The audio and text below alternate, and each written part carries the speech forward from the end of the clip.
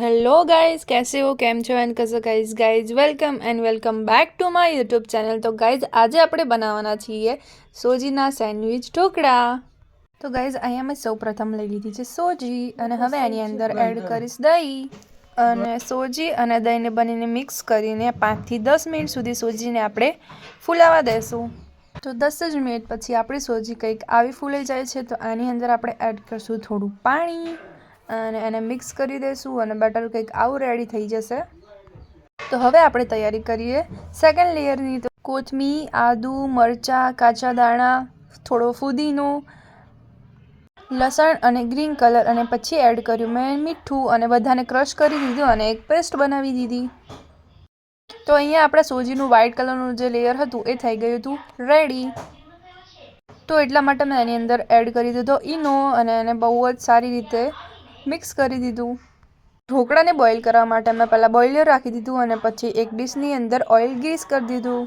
ત્યારબાદ મેં બોઇલ કરવા માટે ફર્સ્ટ લેયર રાખી દીધું.